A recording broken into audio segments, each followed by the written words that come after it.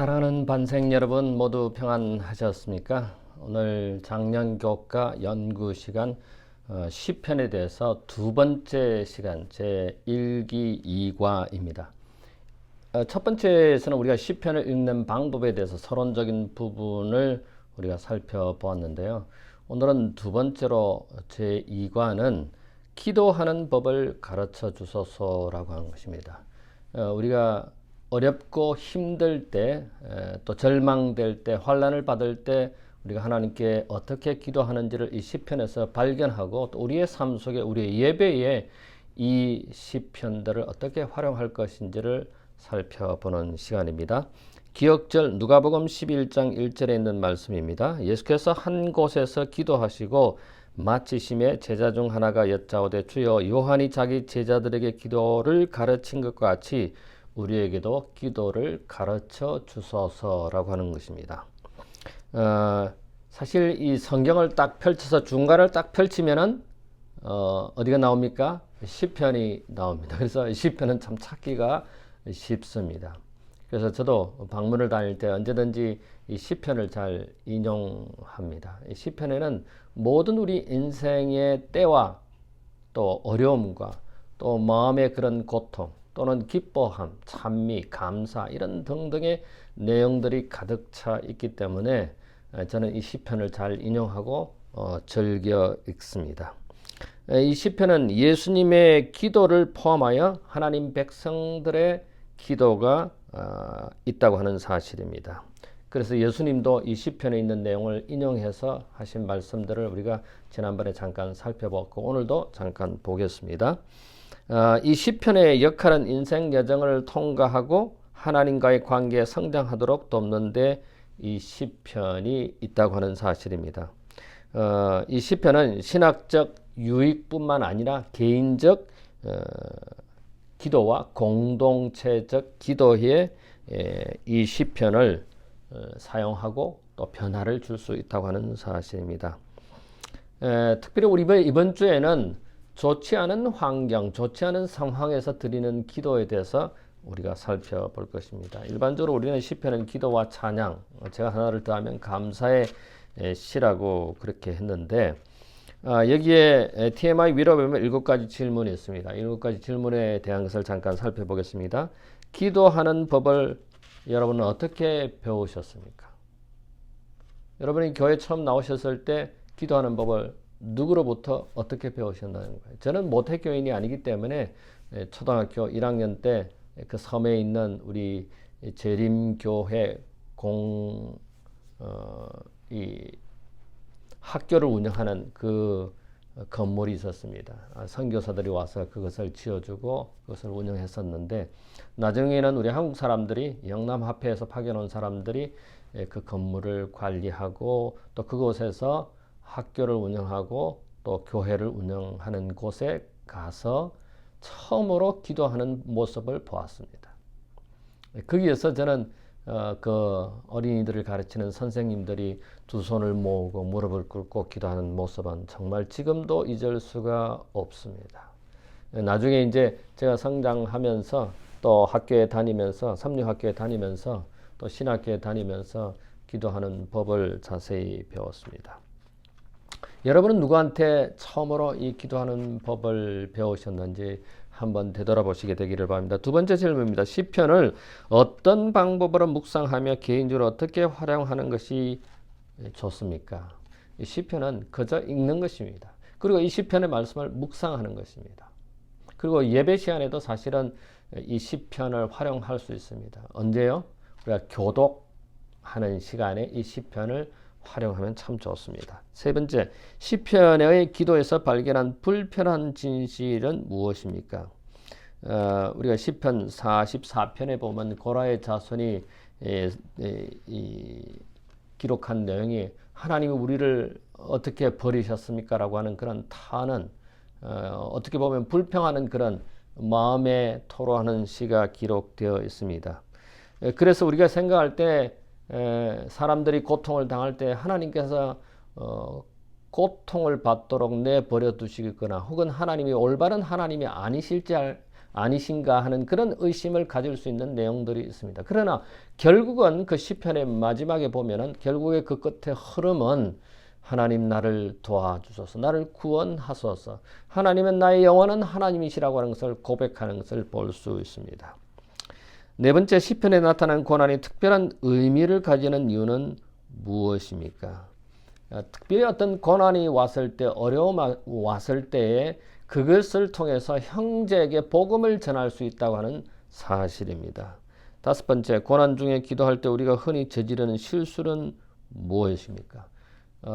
우리가 어려움 가운데 하나님께 이 어려움에 대해서 기도할 때 오히려 하나님을 원망하고 불평하고 아까 조금 전에 나왔던 것처럼 올바른 하나님이 아닌가 의심하는 그런 기도를 할 수 있습니다. 그러나 우리는 솔직한 우리의 어려움을 하나님께 토로할 수 있습니다. 하나님 저 아픕니다. 하나님 저 힘듭니다. 하나님 저 고통스럽습니다. 이렇게 솔직하게 내 마음을 하나님께 토로하는 것이 좋겠지요. 그러나 결코 하나님을 원망하거나 하나님을 의심하는 그런 기도를 드리면 안 되겠지요. 여섯 번째 보면 고난 중이 아니더라도 애가의 시편을 기도하는 것이 유익한 이유는 무엇입니까? 우리 이 세상 자체가 고통의 세상입니다. 고통입니다. 왜냐하면 사단이 지배하는 이 세상이기 때문에 이 고통스러운 세상에 우리가 하나님에 대한 절대적인 신뢰, 믿음을 저버리지 아니하고 하나님의 은혜를 기억하는 것이죠. 근데 이 시편에 보면 애가들이 있습니다. 애가는 슬픈 노래 아닙니까? 그런 것들을 우리가 함께 읽어보면 내 마음에 와닿습니다.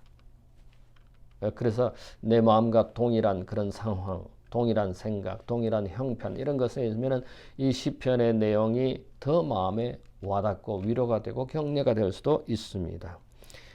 마지막으로 유혹과 두려움 중에 예수님이 시편을 활용하는 것은 어떤 유익을 주기 때문입니까? 하나님께서 우리에게 어떤 유혹과 두려움이 몰려올 때에도 우리가 이 시편을 읽음으로 똑같은 상황 속에 있는 그런 시편들을 발견할 수 있습니다. 그래서 그런 시편들을 읽으면 우리에게 용기를 주고 위로와 약속을 믿을 수 있는 믿음을 가질 수 있다고 하는 유익인 것입니다. 그래서 사랑하는 우리 모든 반생들이 오늘 이 교과를 통해서 환난 중에 어려움 중에 기도 내용이 어떤 기도가 있고 또 우리는 어떻게 그 어려움과 절망 중에 기도를 드릴 수 있는지를 확인하게 될 것입니다. 우리는 우리의 삶에 있어서 필수적이고 또 유익한 기도를 우리는 이 시편에서 배울 수 있습니다. 첫째 날에 우리의 기도의 시편 활용하기입니다. 시편 105편 5절에는 그의 이적을 기억하는 내용이 나와 있고 골로새서 3장 16절에 보면은 예수님의 말씀이 풍성하여 피차 가르치며 건면하고 또 찬양하고 감사하는 내용이 기록되어 있고 야고보서 5장 13절에 보면은 고난을 당하는 자에게 시와 찬송과 이런 것들이 어울려져서 감사로 표현된다고 하는 것입니다. 그래서 고난과 즐거움이 시편의 찬송시로 사용되었다고 하는 사실입니다. 시편 예배에서 어떤 역할을 하고 있는가? 이 성경절들은 시편에서 우리로 하여금 성경 역사를 알게 하고 기억하게 하고 시와 찬송으로 하나님께 감사를 드리고 고난과 즐거움의 시편의 찬송을 사용할 수 있다고 하는 사실입니다. 그래서 어떤 분은 매일 시편 한 편을 읽는 분이 있고 또 어린아이들을 키우는 가정이 있는 가정에서는 잠언을 매일 아침 예배 때마다 혹은 하루에 꼭 온 가족이 그 자녀들을 위해서 잠언을 읽는 시간인데 저는 이 시편 읽는 것을 권장합니다. 뭐 그렇게 어렵지도 않고 또 우리의 마음에 와닿는 그런 내용이기 때문에 시편을 여기 시편에 보면은 애가도 있고 감사의 시도 있고 찬송 시도 있고 참회의 시도 있고 또 지혜와 인도를 구하는 지혜의 시도 있고 역사의 시도 있고 어떤 때는 분함과 노여움의 시도 있습니다. 그런 이 시편을 읽을 때는 마음에 와 내가 분하고 내가 노여울 때 똑같은 상황이기 때문에 똑같은 기분이기 때문에 더 마음에 와 닿는 것입니다. 현재 자신의 상황에 맞는 시편을 골라서 혹은 몇 편들을 이렇게 정해놔 놓고 내가 그 비슷한 상황이 있을 때 그 시편을 읽음으로 여러분에게 위로와 격려와 힘이 되기를 바랍니다. 시편을 읽고 묵상하고 기도해 보라는 것입니다. 자신의 상황에 이 기자의 상황과 비슷할 수도 있고 정반대일 수도 있습니다. 정반대일 때는 다른 사람이 이런 상황을 겪을 때 어떤 마음이 있는가 우리가 그 사람을 이해하고 그를 위해서 기도할 수 있기 때문입니다. 성경의 모든 부분을 그리스도와 그 십자가의 빛에서 살펴보는 것은 항상 도움이 된다. 성경 창세기부터 요한계시록까지 늘 예수님과 십자가에 적용시켜서 생각하고 묵상해 볼 수 있다고 하는 사실입니다. 이것이 상당한 유익을 준다고 하는 사실입니다. 그래서 시편이 기도의 새로운 동기를 찾게 해주고 또 여러분과 교회 그리고 세상에 미치는 중요성을 생각해 볼 수 있다고 하는 것입니다. 하나님의 말씀을 여러분의 마음과 우리의 생각에 새겨 달라고 기도할 필요가 있겠죠. 시편의 말씀은 우리의 일상의 경험과 일치할 수도 있고 상충되기도 한다고 했습니다. 그래서 상충될 때는 제가 조금 전에 말씀드린 것처럼 다른 사람이 그런 환경에 처했을 때 우리가 그들을 어떻게 위로해주고 격려해주고 기도해줄 수 있는지를 알 수 있는 내용이 되겠죠. 그래서 말씀을 묵상하고 기도하는 것은 그것을 통해서 우리가 거듭나게 되고 그것을 신학적 용어로 중생이라고 하죠. 늘 말씀을 이렇게 이 시편의 말씀을 또 성경 말씀을 우리가 묵상하고 기도한다면은 그 사람은 분명히 거듭난 사람, 즉 중생한 사람이라는 생각이 듭니다. 우리의 기도에 시편을 활용할 필요가 있습니다. 둘째 날 환난 때의 도움입니다. 시편 44편을 읽어보라고 하는데 시편 44편은 고라의 자손이 하나님께 이렇게 기도합니다. 하나님이 어찌하여 우리를 버리셨나이까? 우리가 이렇게 고통당하는 것은 하나님께서 우리를 버리신 게 아닌가라고 하는 그런 마음의 토로를 하고 있습니다. 근데 이 시편 44편은 우리에게 무엇을 말하고 있고 이것이 모든 시대 신자들에게 의미가 있는 이유는 무엇인가? 하나님은 구원을 주시지만은 우리를 구속해 주시지만은 때로는 고난도 주시고 어려움도 주시고 고통도 주신다고 하는 사실입니다. 그럴 때 우리는 하나님께 도움을 구하고 구원을 호소하는 것입니다. 우리의 처한 상황을, 현실을, 문제를, 고통을 사실 그대로 하나님께 토로함이 필요하다고 하는 사실입니다. 그래서 시편의 기도는 우리가 기도하고 예배할 때 우리의 경험을 비난하거나 또 부정해서는 안 된다는 것을 확실히 알려주고 있습니다. 왜냐하면 이 시편 44편을 통해서 예배자들이 무고한 고통의 경험을 자유롭게 적절하게 표출하는 데 도움이 될 수 있다고 하는 것을 알 수 있기 때문입니다. 하나의 예를 들어 봅시다. 시편 44편 18절과 19절에 보면 우리의 마음은 위축되지 아니하고 우리의 걸음도 주의 길을 떠나지 아니하였으나 주께서 우리를 승냥이의 처소에 밀어 넣으시고 우리를 사망의 그늘로 덮으셨나이다. 이 얼마나 어두운 탄식, 슬픈 노래입니까? 이렇게 우리의 마음을 하나님께 사실 그대로 토로한다는 것입니다. 하나님 아픕니다. 고통스럽습니다. 어렵습니다. 도와주세요. 이런 기도를 우리가 들을 수 있겠죠. 그래서 우리 신앙생활 중에서 하나님이 멀리 계신 것처럼 느껴지는 때가 있습니까? 있죠. 여러분도 그런 경험이 있었을 거고 저도 그런 경험이 많습니다. 하나님이 왜 내 곁에 계시지 않는가? 하나님이 이 문제에 왜 개입해 주시지 않는가? 하나님께서 왜 이것을 도와주시지 않는가? 왜 내가 이런 고통을 당하는가? 왜 내가 이런 어려움을 당하는가? 이렇게 우리가 생각할 때가 있습니다. 과거에 하나님께서 당신의 백성을 위해 얼마나 위대한 일을 행하셨는지 이 시편 기자는 이야기하고 있습니다. 44편 6절에 보니까 내 화를 의지하지 않고 하나님을 신뢰한다고 고백하고 있습니다. 그럼에도 불구하고 하나님의 백성이 여전히 고난이 닥쳐오고 슬픔이 닥쳐오고 고통이, 애통이 그 목록이 길고도 고통스럽다고 여기에 기록하고 있습니다. 그러나 시편 44편 26절에 이 시편 기자는 이렇게 기록하고 있습니다. 주의 인자하심으로 말미암아 우리를 구원하여 달라고 간구합니다. 그 말은 우리가 주님을 구주를 믿는다고 하는 것입니다. 구주께서 우리의 하나님이 되신다고 하는 것을 고백하는 이런 신앙이요 믿음인 것입니다. 우리 모든 반생들이 이런 믿음, 이런 확실한 신뢰심을 갖는 우리 모든 반생들이 되기를 간절히 바랍니다. 그러니까 고난 속에서도 그 하나님의 실제와 그분의 사랑, 그분의 인도하심을 알고 있다고 하는 사실입니다. 그러나 우리가 받는 고통과 어려움 때문에 지금 당장 당하는 그런 어려운 상황 때문에 우리가 하나님께 부르짖을 수 있는 거죠. 하나님 도와달라고. 여기 보니까 실물견 171쪽에 환난 날에 부르라. 그는 우리에게 우리의 복잡한 문제와 공고한 사정과 영적 도움의 필요를 당신께 아뢰라고 권유하신다. 우리가 환난 당할 때, 고통 당할 때 우리가 하나님께 기도하는 것은 당연, 하나님께 도움을 구하는 것은 당연한 것이지요. 셋째 날입니다. 절망 중의 노래입니다. 정말 희망이 없어 보일 때 부르는 노래인데 이 시편 22편에 보면은 어떤 내용이 나와 있습니까? 이 시편 22편은 예수님께서 마태복음에 인용한 내용입니다. 뭡니까? 히브리어는 하나님이여 하나님이여 어찌하여 나를 버리셨나이까. 근데 신약에 가서는 헬라에서는 예수님께서 마태복음 27장 46절에 엘리 엘리 라마 사박다니 똑같은 말이거든요. 이 시편 22편에 있는 하나님이여 하나님이여 어찌하여 나를 버리셨나이까. 똑같은 말입니다.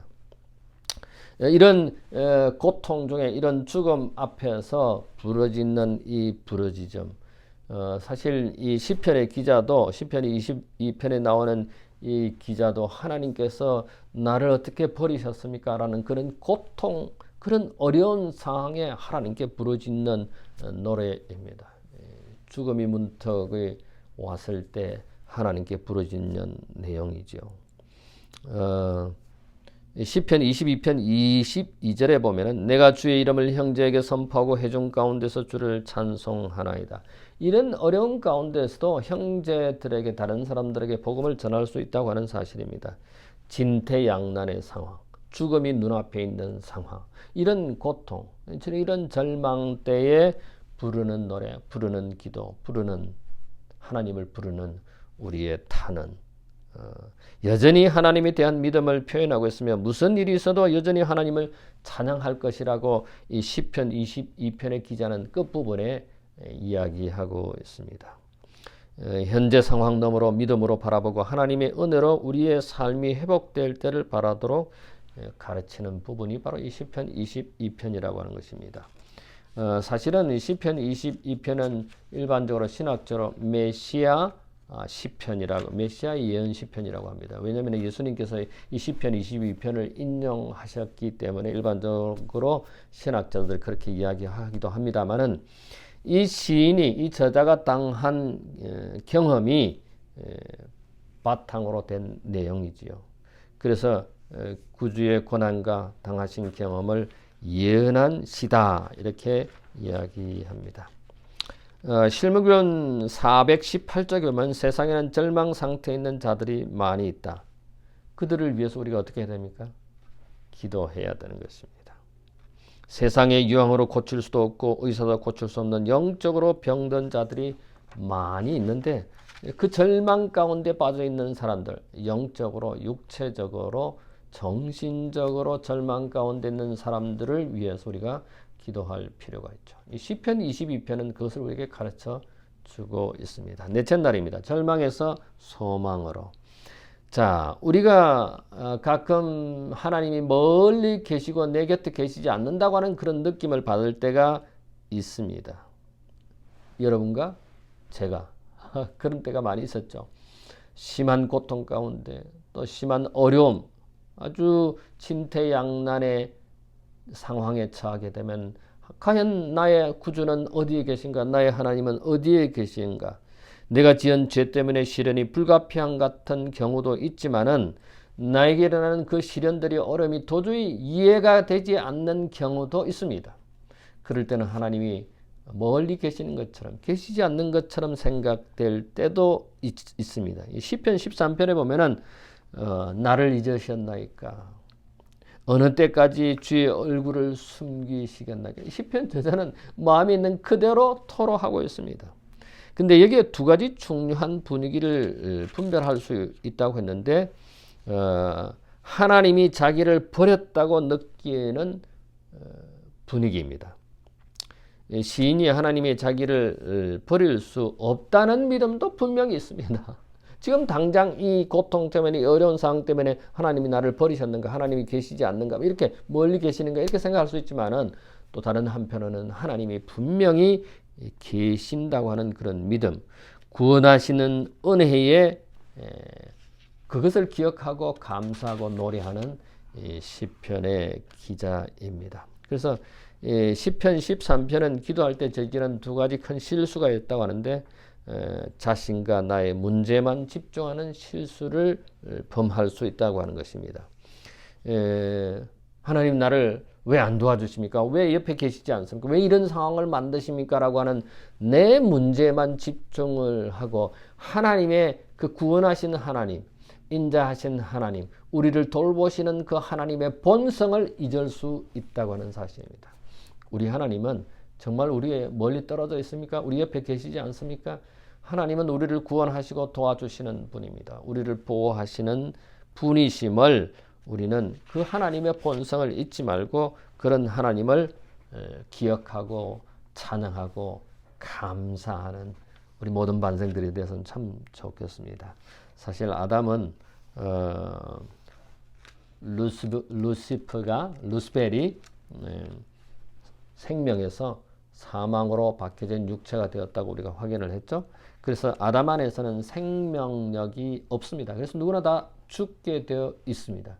그런데 하나님께서는 소망을 주셨죠. 무슨 소망을 주었습니까? 여자의 자손, 여자의 후손을 통해서 이 생명을 회복할 수 있는 소망을 약속을 주신 것입니다. 아담이 죄로 말미암아 생명에서 죽음으로 옮겨진 이후에 우리 이 땅은 이 지구는 우리 모두는 고통과 슬픔과 질병과 전쟁과 불행이 끊이지 않고 있습니다. 그래서 이런 상황을 갖다가 에베소 2장 3절에 진노의 자녀라고 우리를 진노의 자녀.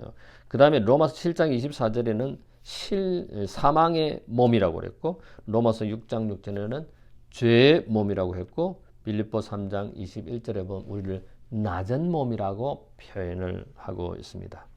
이것은 예수님의 영광의 형체를 입을 것이라고 하는 우리에게 소망을 주신 그 소망, 즉 우리가 거듭날 수 있는 새로운 생명으로 탄생할 수 있는 그런 소망을 빌립보 3장 21절에 말해주고 있습니다. 이 시편은 이 애가들은 이 시들은 이 찬송 시들은 뭐 어떤 사실을 이렇게 알려주는 것뿐만 아니라 신자들의 인격과 행동을 변화시키기도 한다는 것입니다. 하나님의 백성들의 이런 인격과 행동을 변화시키는 것뿐만 아니라 세 번째 하나님의 말씀이며 이 시편이 하나님의 말씀이며 하나님의 은혜로 이 시편의 약속은 신자들에게 나타난다는 것입니다. 그러니까 이 시편이 하나님의 말씀이고 또 네 번째로는 하나님의 은혜로 시편의 약속이 우리 삶에 나타난다고 하는 것입니다. 시련이 어떻게 당신을 주님에게서 멀어지게 하는지 알고 있습니까? 만약에 어떤 시련이 왔을 때 우리가 하나님으로부터 더 멀어진다면 이거 문제가 있죠. 이 시련이 왔을 때 이 시련을 극복하고 우리를 언제나 지켜주시는 하나님의 품성을 생각한다면 그런 하나님의 이름을 부르고 하나님의 구원을 부르는 그런 절대적인 신뢰, 믿음을 더 갖게 해줘야 된다고 저는 생각합니다. 절망에서 소망으로. 다섯 번째, 지금 우리를 다시 회복시키소서. 시편 60편 1절에 보면은 하나님께서 분노하시는 장면을 이야기하고 있습니다. 우리를 흩으셨고 우리에게 분노하시는, 그런데 끝절에 가서는 5절에 가서는 뭐라고 말합니까? 우리를 구원하소서라고 하는 그런 고백을 하고 있습니다. 사실 이 시편 60편은 애가입니다. 어찌하여 하나님께서 분노하시고 우리를 멸하려 하시는지 해하려 하시는지 뭐 그런 내용으로 기록하고 있습니다만은 다윗이 전쟁할 당시에 이 시편 60편은 요압이 와서 12,000명의 사람을 죽이는 장면이 나옵니다. 그래서 우리는 때때로 어떤 전쟁이나 어떤 어려움이 생기는 그런 상황에 우리가 그 나라를 위해서, 그 민족을 위해서, 그 문제를 위해서 기도할 필요가 있다고 하는 것입니다. 어떤 위기가 닥쳤을 때 우리가 할 수 있는 일은 뭡니까? 하나님께 탄원하고 기도하는 것이지요.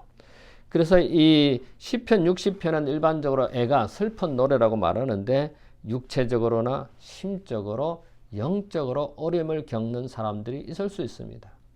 우리가 이 시편 60편을 읽으면서 이렇게 어려움을 당한 사람들을 생각하고 그들을 위해서 기도할 수 있다고 하는 것입니다. 물론 좋은 형편일 때, 문제가 없을 때도 우리가 생각하면은 뭐 이런 애가는 필요 없다라고 생각하실는지 모르겠지만은 다른 사람이 이런 슬픈, 이런 어려운, 이런 고통 당하는 일이 있을 수 있기 때문에 우리가 이 애가를 통해서, 이 시편을 통해서 다른 사람들을 이해하고 다른 사람들에서 기도할 수 있게 된다고 하는 사실입니다. 나와 이런 고난에 어려운 처지에 관계 없는 사람에게 왜 이 시편 60편이 도움을 줄 수 있는가? 여기에 두 가지로 설명을 했습니다. 첫 번째, 시편은 고난이 인간의 보편적인 경험이며 의인과 악인 모두에게 일어난다고 하는 사실입니다. 의인에게도 악인에게도 고난이 어려움이 생긴다고 하는 겁니다. 그래서 애가의 시편은 하나님이 모든 것을 다스리며 환난의 때 힘과 해결책을 주신다고 하는 사실입니다. 둘째는 이 시편은 고난당하는 사람들의 동정심을 가르쳐 주는 것입니다. 여기 이 시편 60편을 읽어보면은 하나님께서 분노하시고 하나님께서 이렇게 어려움을 주는 것에 대해서 이야기를 토로하지만은 실제적으로는 이 기자가 끝에 가서는 뭐라고 합니까? 우리를 구원하게 해달라고 하는, 그래서 힘든 시기를 겪고 있는 사람들에게 이 상황을 이해하고 잊지 않는 데서 도움을 줄 수 있다고 하는 사실입니다. 이런 내용을 통해서 우리가 다른 사람들을 동정심을 갖게 되고 또 예수님처럼 고통받는 사람들을 섬기려고 하는, 예수님께서 이 땅에 오신 것은 섬기려고 오셨지 않았습니까? 병든 자를 고쳐주시고 어려움 당한 자를 해결해 주시는, 죽은 자를 살리시는, 우리도 예수님처럼 그런 어려움을 당하는 사람들을 도울 수 있고 기도할 수 있다고 하는 사실입니다. 여섯째 날, 마지막 날입니다. 여기에 시편 41편 8절에 보면은 하나님은 낮에는 하나님은 인자하시고 밤에는 그 찬송이 내게 있으니라고 했습니다. 그 다음에 화인여사의 영감의 글 교육 159쪽부터 168쪽에 보면은 생명의 하나님께 기도하리라고 하는 그런 내용이 있습니다. 그런데 이 시편 42편 8절과 교육에 있는 이 영감의 글은 우리의 기도와 노래와 어떤 관련이 있느냐 하는 것입니다. 화인 여사는 이 교육책을 통해서 참회에 대해서 죄를 짓고 난 다음에 그 애통함의 본질을 보여주는 그의 영혼의 언어이자 기도라고 기록하고 있습니다. 정로의기단 24페이지, 25페이지에 기록되어 있는 내용입니다.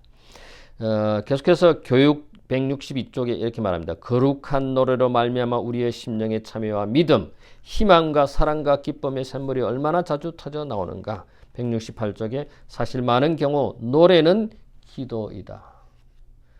그리고 외로울 때 이렇게 찬미하면은 그 울적한 마음이 하나님께 전달이 되고 우리의 마음도 평화를 가져다 주는 경험을 한 적이 있습니다. 시편은 영적인 여정을 지속하도록 격려하고 그대만 홀로 있지 않다는 위로를 제공해 줍니다. 자, 이제 마지막 토의하는 문제 세 가지가 있다. 첫 번째, 학습하지 않은 자발적인 기도만이 유일한 기도가 아닌 이유는 무엇인가? 여러분, 기도를 할 때 뭐 특별히 공중기도는 그렇습니다만은 기도문을 작성해 보십시오. 또 여러분 개인적으로 기도할 때도 기도문을 한번 작성해 보십시오. 제가 이 시를 써보고 작곡을 해보는 것도 하나 좋겠다라고 지난 교과 시간에 이야기를 했습니다만은 기도문을 작성하는 것도 아주 좋은 것입니다. 기도문을 작성하는 노트를 한 권 준비하고 기도문을 써보십시오. 나중에 그 읽어보면은 굉장히 감동적입니다. 저는 설교, 요즘은 이제 이 설교를 PPT로 하기 때문에 PPT에 그게 기록을 합니다만은 사실은 작년까지는 이 설교문을 다 작성했습니다. 근데 그 설교문을 나중에 후일에 한번 읽어보면 야, 내가 이런 설교를 했는가? 너무 감동적이고 어떤 때는 눈물이 나는 경우도 있습니다. 기도문도 마찬가지입니다. 그 기도문을 기록해서 기도하시고 또 나중에 그 기도문을 읽어볼 때 감동이 됩니다. 두 번째, 시편은 어떻게 우리의 공동체 기도를 생활을 풍요롭게 할 수 있는가? 사실은 이 시편을 우리가 활용할 수 있는 방법이 뭡니까? 시편에 나와 있는 것을 우리가 공중 예배나 개인의 기도회 때 우리가 어떻게 활용할 수 있습니까? 우리 교회는 이것을 활용하지 않지만은 이제 올해는 한번 시도해 보려고 합니다. 교동문을 낭독하는 것입니다. 서로 교독하는 것입니다. 근데 이 교동문 내용에 시편에는 많은 내용이 포함되어 있습니다. 우리 찬미가에도 이 교동문이 있는데 그 내용 중에 많은 부분이 시편을 인용하고 있습니다. 세 번째, 시편은 인간의 믿음의 여정의 우여곡절과 하나님의 치유하시는 은혜의 능력에 대해 무엇을 말해 주는가? 사실 우리가 하나님께 기탄 없이 우리의 마음에 있는 것을 토로 아뢰일 수 있다고 하는 것은 얼마나 큰 복입니까? 또 하나님께서는 가까이 계시는 분이고 하나님께서는 언제나 우리와 소통하시는 분이라고 하는 사실입니다. 자, 오늘은 기도하는 법을 가르쳐 주소서라고 우리가 환난을 당하거나 절망 중에 있을 때 어떤 기도문, 시편에 나와 있는 기도문, 또 우리의 삶에 있어서 진퇴양난일 때 어떤 기도를 드리고 하나님의 우리가 실수하지 말아야 할 것은 하나님의 속성, 하나님의 품성, 하나님의 그 위대하심을 잊지 말라고 하는 것이었습니다. 자, 다음 주는 여호와께서 다스린다. 여호와께서 다스린다는 것은 무슨 뜻입니까? 여호와께서 창조주이시고 통치하시고 그리고 회복하신다. 하나님께서 우리를 돌보신다는 그런 내용이 있습니다. 마침내는 여호와께서 심판하신데 결국 의인과 악인은, 의인은 영생이고 악인은 영멸이라고 하는 사실입니다. 자, 통치하시는 여호와께서 다스리는 그 내용에 대해서 이 시편에 많이 있습니다. 예를 들어서 시편 1편부터 150편 사이에 하나님은 위대하시다, 하나님은 창조주 하나님이시다, 하나님은 구원의 하나님, 이런 내용이 많이 있는데 그 서론적으로 여호와께서 다스리는 통치자 하나님, 창조주 하나님에 대해서 다시 살펴보도록 하겠습니다. 잠시 머리를 숙일까요? 고마우신 우리들의 하늘 아버지, 주님의 은혜를 감사합니다. 우리와 비슷한 상황에 많은 시편들을 우리에게 말씀으로 주셔서 우리가 이 말씀을 통해서, 이 시편을 통해서 위로를 받고 격려를 받고 힘을 얻게 하시니 감사합니다. 우리도 이 시편 저자들처럼, 기자들처럼 우리의 마음을 솔직하게 하나님께 토로하고 하나님의 그 위대하심을 기억하고 찬송하며 감사하는 우리 모든 반생들 되도록 인도해 주시옵기만을 예수님 이름으로 기도하옵나이다. 아멘.